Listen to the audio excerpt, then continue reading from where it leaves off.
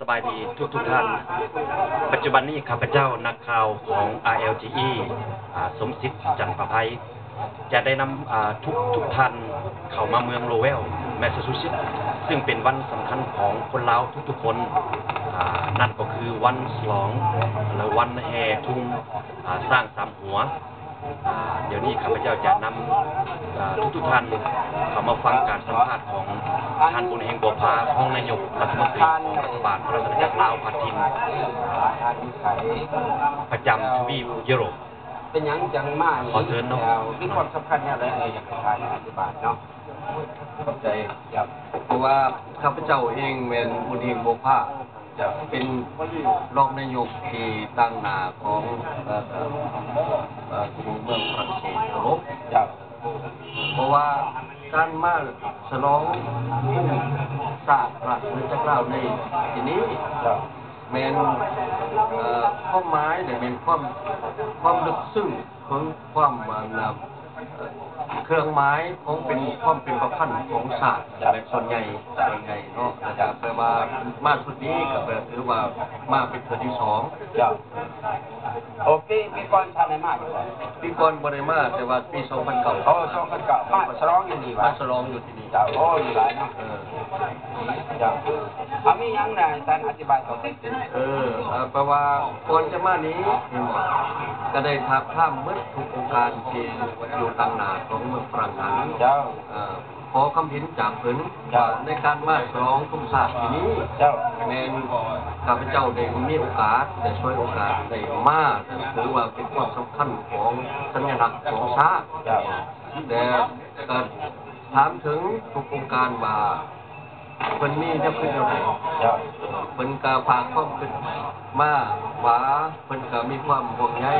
ยินดีแล้วก็เกิดทูนสัญลักษณ์แห่งนี้เช่นเดียวกันกับทางคณะรัฐบาลเขาเมื่อถึงที่นี่แมนมือวันที่18จะได้ครับอันอยากเรียนถามทางตื่นว่าเกี่ยวกับเรื่องการเคลื่อนไหวของพวกเล่าหนอกคือว่าเล่าหักศาสตร์เอาอยู่เมืองฝรั่งเศสท่านอธิบายให้ฟังอยู่ในพรรคเพื่อนยุโรปนั้นเพราะว่าการเคลื่อนไหวของพรรคฝ่ายค้านหรือว่าพวกกันต่อสู้กับเผด็จการแนวราบนั้นก็มีความก้าวหน้าและก็ต่างคนก็มีความมั่นใจประชาชนทั้งรัฐบาลของพวกข้าพเจ้านี้ก็ได้ติดต่อพวกท่านทุกอยู่ส่งเสริมให้ทุกกลุ่มการเมืองหรือว่ากลุ่มการต่อสู้ที่มาต่อต้านกับพวกเผด็จการข้างในเช่นเดียวกันก็มีความสัมพันธ์กันดีมีข่าวอันหนึ่งสำคัญที่สุดเดี๋ยวนี้กำลังทั่วสหรัฐหรือว่าทั่วโลกนะว่าเรื่องการข่าใหม่เถื่อนอยู่ประเทศลาวอันนี้ท่านเคยได้ยินได้ยินอันนี้ยกตัวอย่างคือจังซี่หมายความว่านี่ใหม่เถื่อน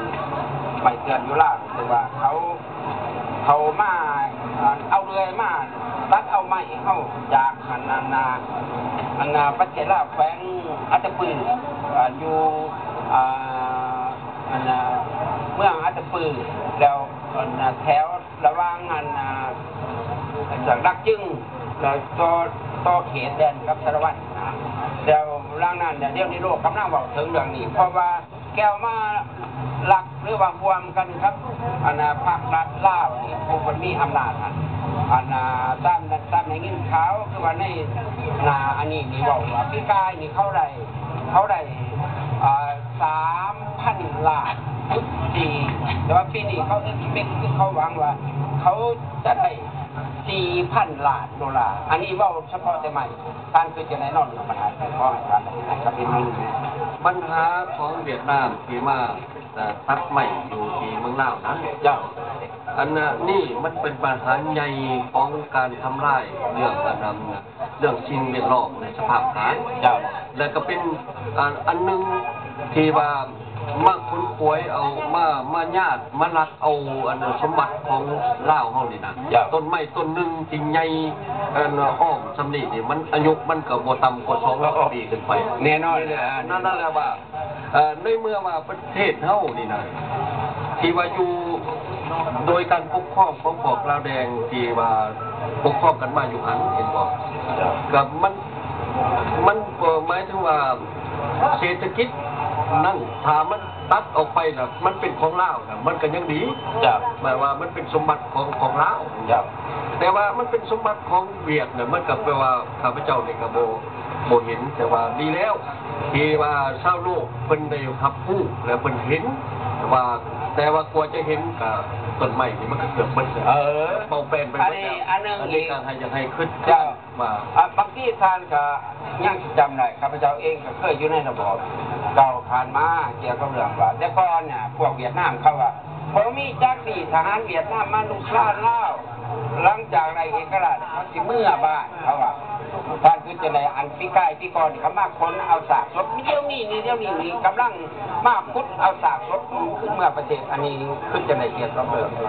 อันนั้นเรื่องปัญหานี่หมายถึงว่าความจริงมันก็ออกเปิดเผยเป็นความจริงอันนี้เฮาเห็นด้วยความจริงและประจักษ์ด้วยความจริงสมัยแต่ก่อนๆนั่นเป็นการหลอกลวงนั่นตัวเรื่อยๆว่าจับบ่มีทหารเวียดนามเขามาแทรกซึมลาวแต่ก็บ่ได้มาฮุกฮานลาวแต่ว่าความจริงที่ผ่านพ้นมาจาก30ปีผ่านพ้นมานี้ความจริงมันก็คอยขยายออกให้โลกรู้แต่เฮาเองก็เข้าใจมานานแล้วแต่ว่าเฮาก็เฮ็ดหยังบ่ได้เพราะว่าเฮาเป็นประเทศน้อยและประเทศน้อยเวลานี้น้อยลงบ่แห้งแต่ว่าเฮาก็ดีใจที่ว่าเพราะว่าเขาได้ต่อสู้แล้วก็ความจริงหันก็ออกมาให้มหาชนเห็นให้โลกเห็นว่าคำเว้าแต่ก่อนของเวียดนามเหนือหันกับเดี๋ยวนี้แต่มันแตกต่างกันแล้วนี่นะผมขอขอบคุณเขาแก้ทานได้ไปถึงไหนบ่ท่านอยู่ในเขตของ